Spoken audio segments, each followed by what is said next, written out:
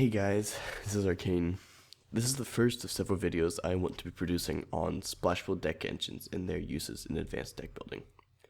More advanced tips and tricks while building a deck is something I lack in consider my life. I want to learn more and see what logic other people use in their decks, but it's very rare for me to find it. Thus, I came up with this series.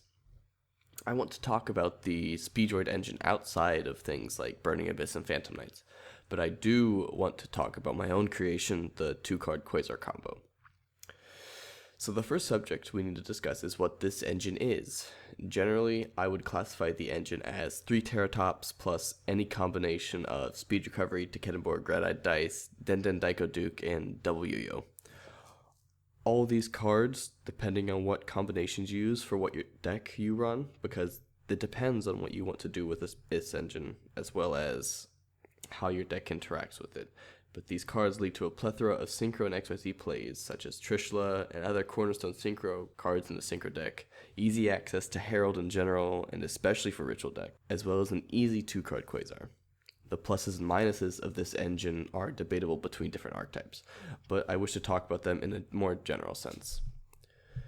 What this engine gives to most decks is access to cards they otherwise could not summon, cards that either advance their game state or give outs to game states that they otherwise could not out. Terratops is a 1-card level 2 to level 7 Synchro monster or free level 3 XYZ. This makes Terratops viable in nearly every situation, and its only requirement is that you control no monsters. Even if you do, you can normal summon it to search a Teketenborg, and then either make a rank 3 or use Teketenborg's effect to special summon a Red-Eyed Dice to Synchro summon a Wind monster, which is very viable in a lot of situations, considering Mistworm is a Wind monster, and Clearwing Synchro Dragon is a Wind monster, and Hastor Elder Entity is a Wind Dragon, so there's lots of options. Speedroids also allow decks to have issues with grind games and decent games with speed recovery. Having a Terratops engrave with speed recovery in hand allows you a freed Speedroid search, and potentially more Synchro plays, which in a grind game where you have no resources is a remarkable thing, considering a lot of the decks I play actually have issues with that. I mentioned more advanced deck theory in the intro of this video, and I will attempt to explain my reasons for the topic now. I think that currently, people try to make decks too straightforward. There's only one way to play Burning Abyss or Phantom Knight. There's only one way to play Monarchs. There's only one way to run Dark Draco Pals, etc., etc. There's very little variation. There are over 8,000 cards in Yu-Gi-Oh!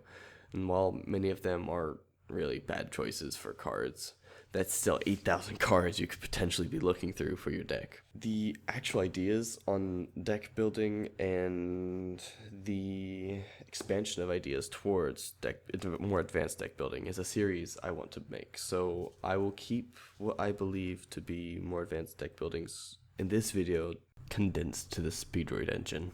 So deck building is a very complicated endeavor. It's not simply throwing a bunch of cards together that form a single archetype.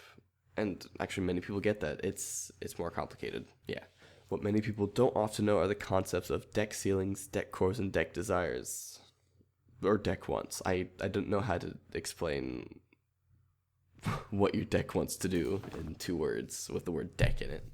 The power behind the Speedroid engine is its potential to help give a core more of what it wants to do or raise the deck ceiling by giving it more powerful plays in addition to what the deck already wants to do. And it can do this because Terratops is a special summon monster from your hand, which allows you to search. So it's essentially +0, which gives you access to nearly any Synchro monster, depending on what you already have in your hand and what your deck wants to do.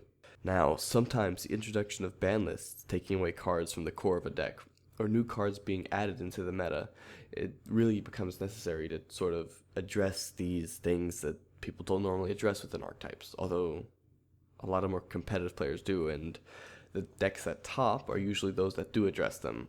The development of Dark Draco Pals and Demise.decks are the results of such actions. Depending on what archetype you are running, your deck might want for different things compared to others, and Speedroids actually give players different choices between what you want them to do. They can be, as I said before, rank 3 plays, or level 7 Synchro monsters, or level 6 or level 5 Synchro monsters for rank 6 or rank 5 decks, depending on what you're playing.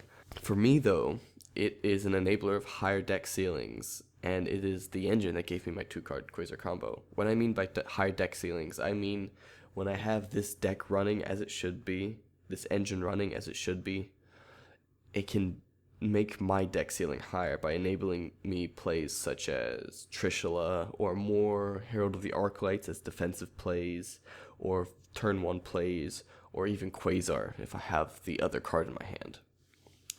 My Quasar, speaking of which, combo came about a lack of Cypher Lord Omega during my more novice Yu-Gi-Oh days, though technically I'm really still a novice considering I haven't been playing for more than a year. I needed a replacement for the largest piece of offense in my deck. Initially, I did this by using a Mercy Teleport to bring out Red Dragon Archfiend Abyss with Pixie Dragon or plain Red Dragon Archfiend. This gave me much of the needed offense, which I couldn't get otherwise, considering I had to either use Zeta to go for game or some other card for my extra deck. But it honestly wasn't enough. I remembered a deck my friend played against me, a Norden Vylon Cube loop deck. It really inspired me to create my own, which caused me to start using Terratops. I used Terratops to make Goyo Defenders for overlay plays and polymerization plays into Norden, which gave the deck more consistency because that's what the deck wanted to do. And this kernel of thought of using Terratops to make Norden by using Goyo Defender was the initial kernel, the kernel that gave me my 2-card Quasar. So, my mind was blown whenever I realized that I can make Quasar with 2 cards consistently and easily within the deck I was currently loving and playing, Cyframes. And I knew instantly because Terratops could make Cyframe Lord Zeta, which is a card I often used anyways. And it also gave me access to Quasar, which I could attack for game, which was something that Cyframes lacked. They lacked a win condition. So if I could give them a Quasar, it gave me higher chances of winning. That was the first time I brought that deck to locals, was the first time I topped. Now, you may be wondering why it's important to identify what your deck wants to do and why it matters to compare deck ceilings, or even knowing what a deck ceiling is, because I forgot to actually mention it. Well, if you're asking these questions, all I can say is this. You really don't. You don't need to think deeply to be good at Yu-Gi-Oh! Or even have fun playing it. I personally really enjoy Yu-Gi-Oh! Because of its amazingly complex environment for creativity and thought, and I think that people just get so stuck on what's winning that they can't make their own deck. Anyways, I want to talk more about what a deck ceiling is and what a deck core is and what your deck wants to do in a later video. So in the next video in this series, I'll probably discuss identifying deck wants and cores and how one might go about trying to develop new deck engines for the deck. Thanks for watching, and I hope you sub and or like this video. Either's fine. Thanks. Later.